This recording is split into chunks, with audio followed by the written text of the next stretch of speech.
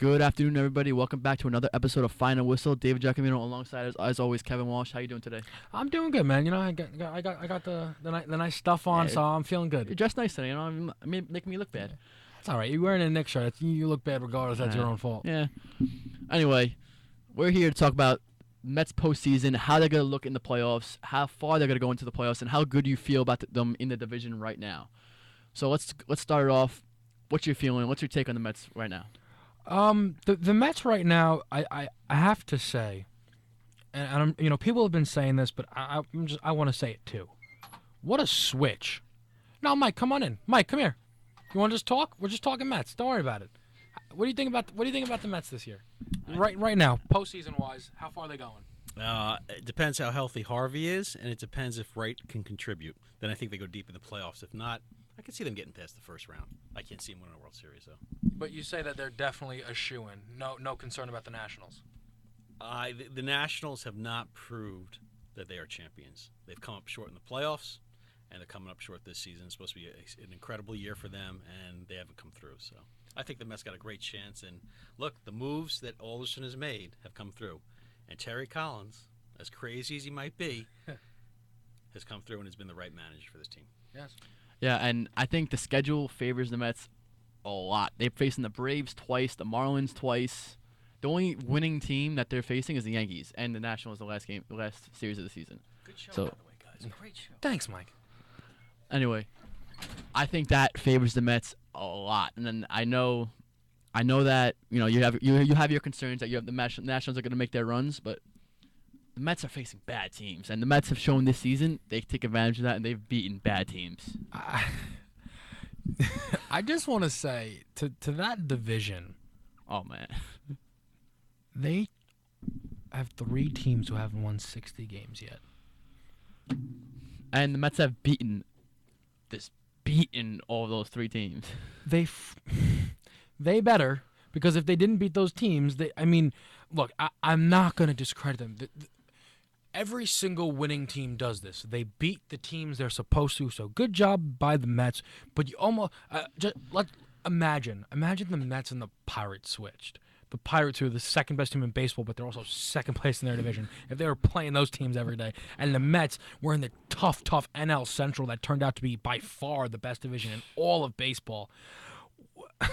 I remember at the beginning of the year, I said the Reds were going to be one of, if not the, I said the Reds were winning that division, and now you look at that. But the Reds, that's still a formidable team. I mean, you wonder what the Reds' record might have been had they not had to play the Cubs, Pirates, and the Cardinals a billion times. Completely off track, though. In regards to the Mets, they're in the driver's seat. That's good. With that type of starting pitching, that's very good. When you think about the way the offense has completely turned around, and that was going to be my original point until DeMer decided to join us. The way the offense has turned around is, if they went down 2-0, the game was over. Yeah. And now, they won last night 8-6, I believe the final was 8-5. 8-5. 8-5, right? Yankees was 8-6. They won 8-5. If they won 8-5 back in June, it was the biggest story. No, just ever. let alone, they were up 3-0 in that game. Yeah. And then all of a sudden, John Neese split to 5 in one inning. Now you're down 5-3. That was 2 months ago. The game's over. It's completely done. The game's over. There's no reason to even play. And then to make that comeback, that just shows this is a different team. And going into the playoffs, and we'll go to let's just say they make the playoffs. Okay. Game 1, Mm-hmm. Harvey DeGrom. This has been a big topic all year. 2 weeks ago, I would have said DeGrom, hands down. I would have said DeGrom. He had a ERA under 2. He was just flat out the better pitcher. As of late, I don't think so. Harvey's been the guy. He's been the horse that he's always been. And I'm going on Harvey being a full pitcher in the playoffs. I gotta go with Harvey game 1. For me, I truly don't think it matters who goes game 1. They're Harvey, they're DeGrom. You're throwing an ace. Congratulations, because that's what the Mets have been able to do. They found themselves a million aces. I think what matters is game 2, and I think what matters is that they approached the situation strategically and not traditionally. Because traditionally, you just throw best pitcher, then next best, then they need to throw Noah Syndergaard in game 2. Because the likely matchup is for them to be playing the Dodgers, and the Dodgers are going to throw Kershaw, then Greinke. you can't afford to go down 0-2 to that team. You can't afford it, especially if the Mets finish with a better record than the Dodgers, and if the first 2 games are at Citi Field. I know the Mets are amazing there. They are. It's really why they have the record that they do, because they don't lose games there. But in the postseason, Kershaw, Greinke, it's possible to lose those games, and then you're going Game 3 on the road, Syndergaard, who's been very bad there. It's possible to go 0-3, and now I'm turning to Bartolo Colon to be my savior. Bartolo Colon, I give the man his credit, really held his own, but it's not a deal. I think what is most important is that they're throwing Noah Syndergaard Game 2. Yeah, and that's a great point, actually, because his home-the-road numbers are extremely different. Let's say Mets get home field, that right now could go up in the air either way. You have to start him at the home game. You have to, because he's shown he's a fly ball pitcher, and he loves to throw his fastball, and you just let him hit in the air, and Citi Field will hold it. And if they go down 0-2 to the Dodgers team, throwing the 2 horses, that's just the confidence is way down at that point, and you're not going to win the series. You can't expect to win that series. I want to touch on another note before we wrap it up. How far do you expect the Mets to go in the playoffs first before I go there? If I was putting a prediction on it, if they're playing the Dodgers round 1, nothing. Fair play to the Mets, great job, but I don't think they would get past the Dodgers. Maybe naively and to my own fault, but I can't imagine that Kershaw struggles in the postseason once again. Pair him with Greinke and a pretty respectable lineup, a lineup that can get the job done. They have enough pieces there. I would favor the Dodgers in that series.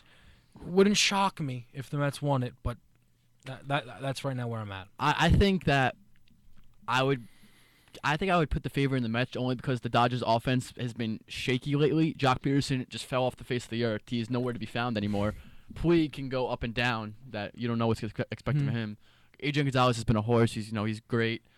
The offense is up and down, just depending on the series. If the Mets pitching comes out and the offense is like it's been, I would put the favor to the Mets, but that's as far as I'd have him going. I'd be 2006 all over again, and the Cardinals would beat him in I don't know how many games, but the Cardinals would beat them, and Mets fans would be heartbroken yet again. Now, what if I told you, and this is now because this is what happens when you and I do these things. I think it's normally my fault. I take things way off track, but we'll do it, right? What if I told you I don't think the Cardinals are going to be there? Either way, they'd face a really tough team in the NL Central. They would benefit that the NL Central is going to knock each other out. But which it will. It literally has no choice but to do so. But they face a really tough team, and they'd benefit if they didn't face the Cardinals. If I told you that you could play the Cardinals, Pirates, or Cubs, which team would you want to face? Want to? I think it's not the Cardinals, that's for sure. They have postseason experience. It's huge, and I think I'd rather face the Cubs. Really? Yeah.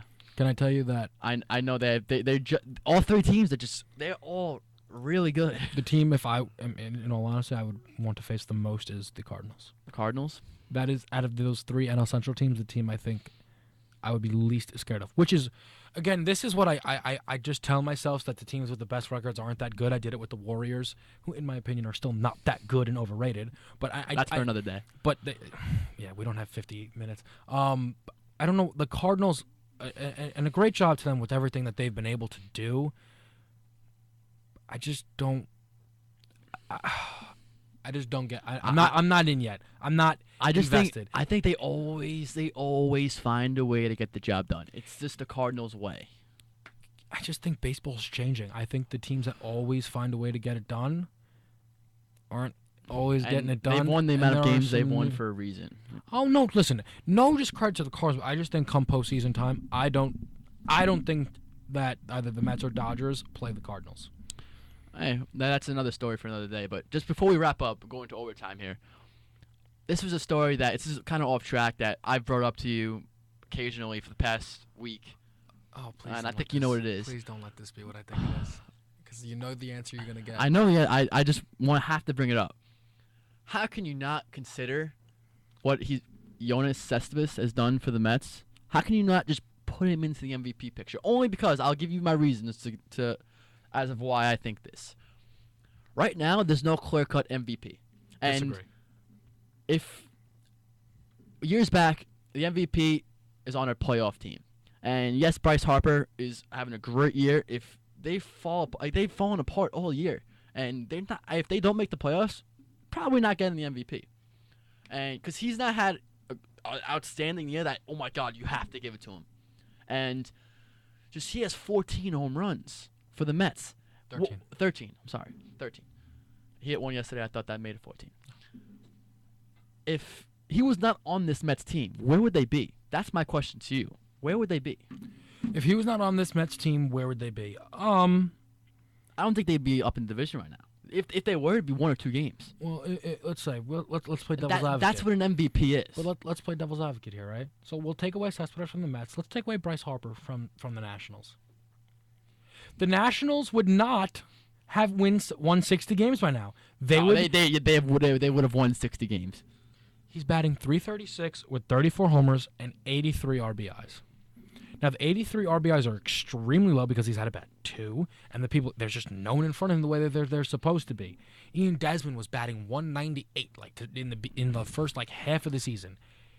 Bryce Harper is at this point the sole reason that the Mets are figuring out if they need to pitch Harvey or not.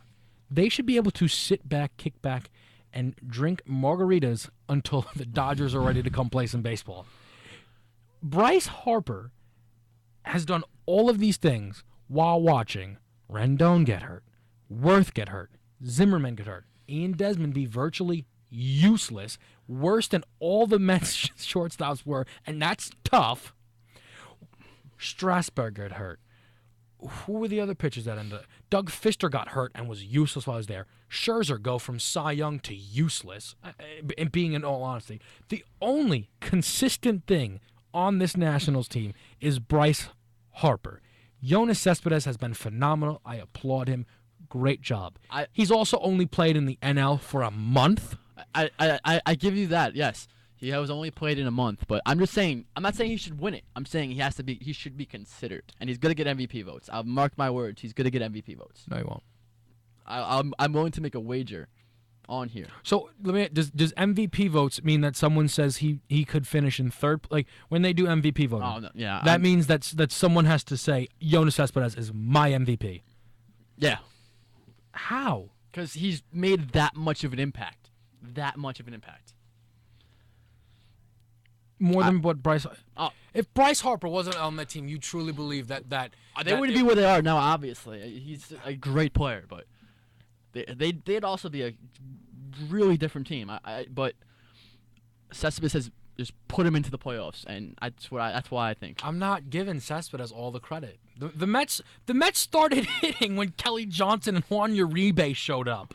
They threw up a 20 That was like spot. 3 days. That was like 3 days apart. They threw up a 20 spot on the Dodgers. All right. Listen, Cespedes been awesome. He's been awesome. Over 300, the 13 homers, 30 RBIs. Incredible. Earning hit every single dollar that he's about to get from anyone but the Mets. No, he's gonna get over $200 million. Yeah, the Mets aren't paying him that. No. Smartly. Maybe if they had more than 5 days to negotiate, they'd pay him. But no, even no, if they had 1.5, they're not paying him. All right. That's all the time we have today. Final whistle. I'm David Giacomino, Kevin Walsh. Have a good one, folks.